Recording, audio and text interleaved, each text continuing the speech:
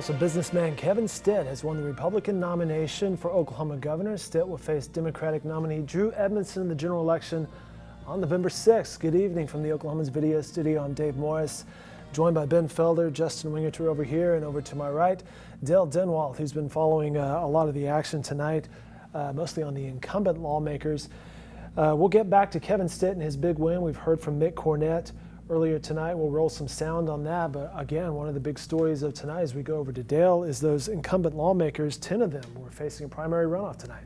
10 of them facing their last chance to stay in this race, and so far my count shows that 3 of them are being sent home by Republican voters, with possibly 2, maybe 3 more could be sent home before the end of the night. There's still some precincts that are coming in really late, so we're going to have to wait until those results come in. But we know that Travis Dunlap, George Fott, and Jeff Cootie were defeated in their primary bids. We're also looking at Tess Teague in Choctaw, Mike Ritz in Broken Arrow, and Bobby Cleveland south of Norman. And we had mentioned in the previous, the 8 o'clock live hit, that 5 lost back in the earlier rounds, right. And more tonight. That's right. We're certainly going to see some people going home after tonight's election, probably even more than the 3 we have here. It's going to mean a little bit different of a legislative composition. These lawmakers are really aligned politically when it comes to certain things. They're more conservative than the general Republican caucus. You know, it's interesting because, maybe we see a little bit of revolt from voters, towards those lawmakers who weren't supportive of the teacher pay raise, or at least a tax to fund those pay raises. But the big theme this year continues to be that voters are not happy with incumbents, with the current leadership. I mean, we saw that in the primary. I mean, Lieutenant Governor Todd Lamb, who a lot of people thought was going to be the front runner for governor, didn't make it past the primary.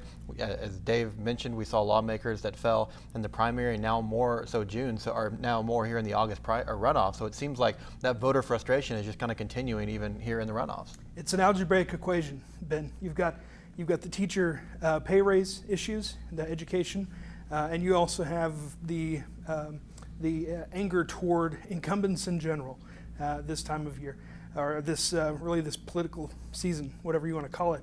And these folks are not benefiting from that. It's a story that our Dale Denwalt will be following. We'll let him get out of here right now. He's on deadline, and he will continue his reporting that you can follow online at newsok.com, and of course in upcoming editions of the Oklahoman. Now at this point, we'll turn our attention back to the governor's race, which was one of the marquee races heading into this tonight, but it really wasn't close tonight. Well, yeah, like we just said with the House members, voters wanting to see change, and they kind of said that again tonight. I mean, even though you had 2 candidates, Mick Cornett and Kevin Stitt, that weren't holding statewide office currently. Cornett, the former mayor of Oklahoma City, the longtime mayor of Oklahoma City, was kind of seen as more of the established politician. Kevin Stitt, the outside businessman who had never sought public office before, didn't just win, but won handily. And so Republican voters, at least, keep in mind this is a runoff that is going to trend more conservative, and Stitt was clearly the most conservative of the 2 on his platform, but voters also saying that they truly want to see an outsider and see a different direction. Let's take a step back and reflect on the rise of Kevin Stitt, who for a long time was 3rd in a tough field of those top 3 behind Cornett and Lamb, in whatever order you'd have Cornett or Lamb. He has risen above to eke out over Lamb there, get himself in that top 2 where he knew it's a battle of who's the most conservative, and he beat Cornett pretty handily here. Mm-hmm. He beat some two talented politicians, 2 Republican politicians who are well known and well established, and were pretty good out on the campaign trail, and he beat them both. That's pretty astounding. He came from nowhere in terms, at least in politics. Yeah. Well, I mean, if you look at the people that have held statewide office during this time of Republican control in Oklahoma, a lot of it is more of your kind of really, Chamber of Commerce type officials. And I think that's why a lot of us thought that Todd Lamb would be the odds-on favorite. He had spent the last 8 years really promoting job creation, the economy, business creation in Oklahoma. Traveling throughout the state. Yeah. Well, here comes Kevin Stitt and says, hey, with his hand raised, I actually am running a business. Maybe I can, when I say I want to run government like a business, I can actually mean it because I come from the business world. But once again, I think we have to acknowledge the fact that the runoff is going to trend much more conservative than we saw in the primary. And this was always going to be a tough race for Mitt Cornett. I think we thought, he did do well during the primary in June. It was a crowded Republican field, but maybe a more moderate Republican field, especially with the medical marijuana question on the ballot. I think a lot of people thought that Cornett could do well in November, maybe capture a few Democrats, especially do well with some independents and moderate Republicans. But the runoff, which, in one of the most conservative states in America, today you had some of the most conservative voters in America voting, it was always going to be tough for Cornett. It was a tough matchup. We were talking earlier today, I think the analogy I use is, Cornett may be a Power 5 basketball team in March Madness, but he ran up against a pesky squad that he just didn't match up well against. And maybe he would have done well in November, but the runoff was always going to be a heavy lift for Mitt Cornett, and it proved to be tonight. To your point, Justin, Stitt at this point, 54% to 45%. The polling actually got this right. The two polls that we saw, or the couple of polls we saw heading into it, was about a 10%, and that turned out to be about the case. Yeah. And Stitt's not the only outsider here. Gidner Drummond right now in the AG's race. Mike Hunter had all the establishment support you could get. I mean, groups were just pouring in. Any group that is a Republican group, it seemed like, was endorsing him every other week. His fellow Republican lawmakers were pouring in, and the endorsements were just adding up, piling up, and now he's in the fight for his political life right now. This is turning into perhaps the closest race of the night, less than 1,000 votes between those two. Yeah, and once again, voters who are frustrated with incumbents, Mike Hunter is the incumbent. He hasn't been in that seat for the full term, but replaced Scott Pruitt, who went to D.C. to lead the EPA. But Hunter has been in the seat for well over a year now, and he's established himself as the Attorney General. As we said earlier, that's really what his time has been, is trying to establish himself as the Attorney General. So he is the incumbent. He wears that for good and for bad. At this moment in time, slightly on the side for good for him. Former mayor of Oklahoma City, Mitt Cornett, had his watch party over at Tower Theater in the Uptown District. Our Tim Money was there, and we have some footage to roll of Mitt Cornett's concession speech. This is, I want to additionally say, because I know I'll never have this group of people in the room again, that I want to expand my thank yous to this entire kind of 17-year run that I've had into the political theater. I left television, started moving toward public service, and I know many in this room were right there when we were running for that first city council race, taking on a 2-term incumbent and winning, and then 3 years later, the opportunity to run for mayor. And again, many of you were in the room. And I don't want tonight to escape without letting you know how much I appreciated each and every time that you went to the polls and elected me as your mayor. And secondly, I want you to understand how proud I was every single time I was introduced as your mayor. There's a really good chance my name will never be on another ballot. And so you need to understand tonight, as I step away from the political scene, how much I've always loved the opportunity to represent you. And the last year, when I was out of office, but still out there talking about the future of Oklahoma and all of the good things that I felt like we had ahead of us, I was always proud to be an Oklahoman, proud to be a person who was serving. And tomorrow, Terry and I will wake up and we'll see what the world looks like. But right now, we have nothing but positive memories about this entire run. So know from the bottom of our hearts how much we appreciate you. Thank you all very much. Thank you. That was Mitt Cornett alongside his wife Terry there at Tower Theater about 30 minutes ago, conceding the race.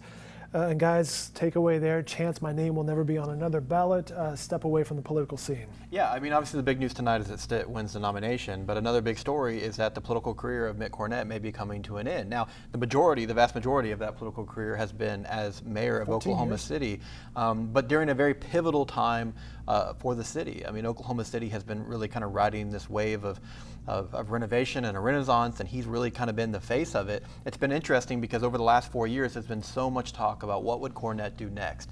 And I mean, I even remember conversations 2 years ago where people were saying, well, would he run for governor? Maybe that wouldn't make sense. There didn't seem to be an obvious next step for Cornette. Some people thought that if a Republican were to win, the presidency back in 2012, that maybe he'd be tapped for an administration position in HUD or something like that. But nobody was really clear what would be next for Cornette.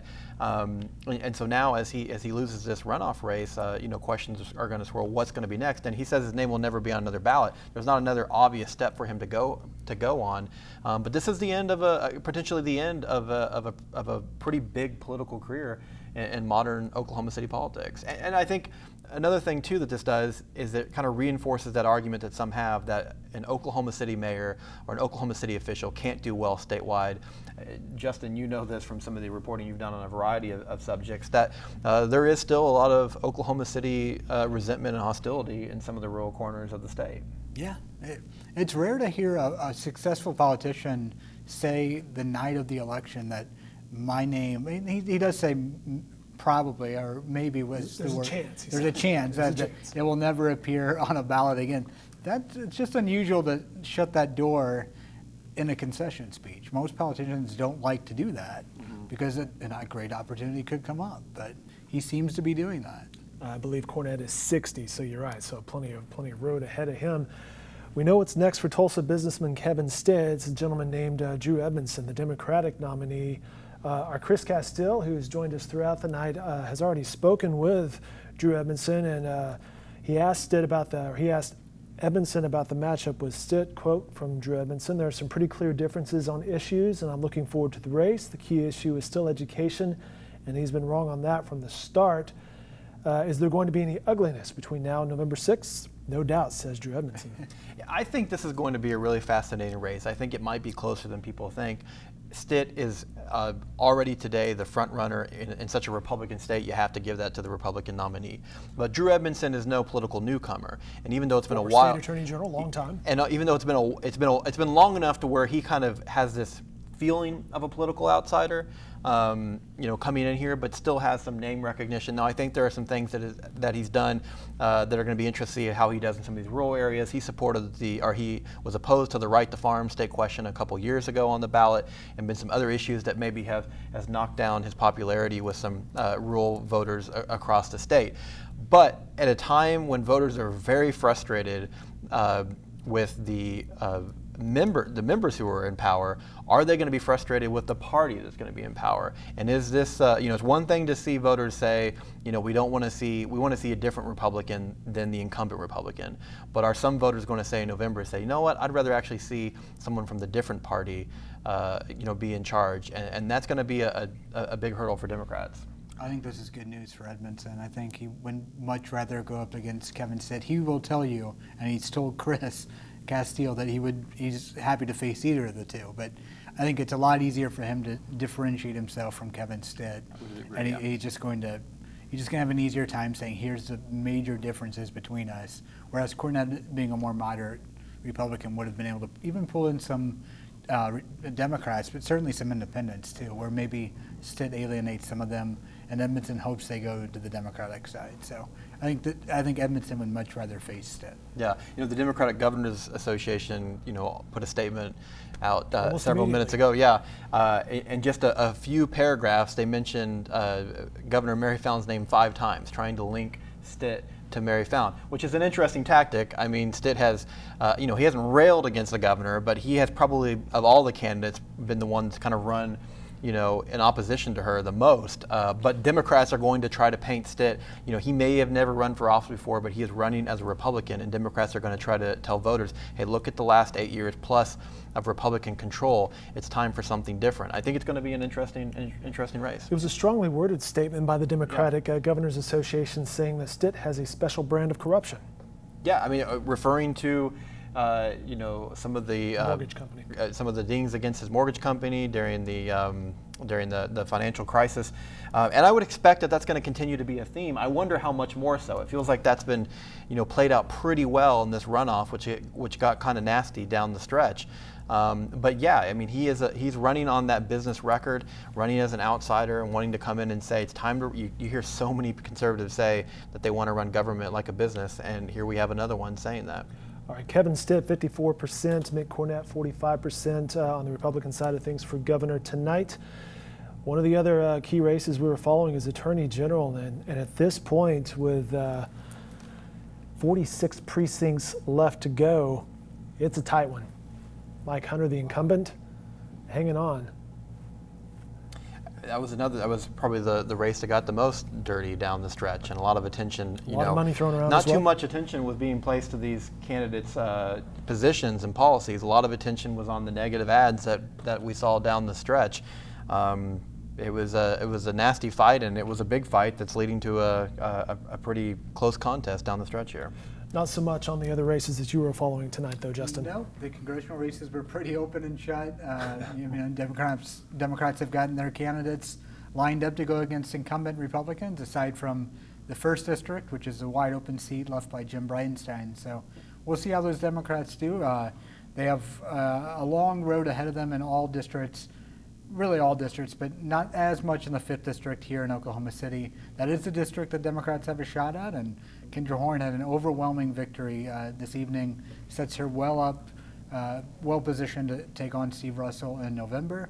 She needs to keep that fundraising, as we talked about last hour, but she seems to like she can pull in all Democrats, unite Democrats with a very strong victory tonight, about 75-25 at the last check, last time I came in. Labor Commissioner looks like Leslie Osborne will win that. Superintendent of Public Instruction statewide race there, Joy Hoffmeister. Another really, really close race that you haven't heard a whole lot about unless I just missed it. The state auditor and inspectors race. Cindy Bird leading Charlie Prater by 28 votes is what I'm seeing here. Wow. That's about as close as it gets right there. Yeah, we were talking earlier. We were wondering if there was any advertising. I'm sure there was, but it got lost in a lot of the noise of the other races, and but yet voters are pretty torn on this one.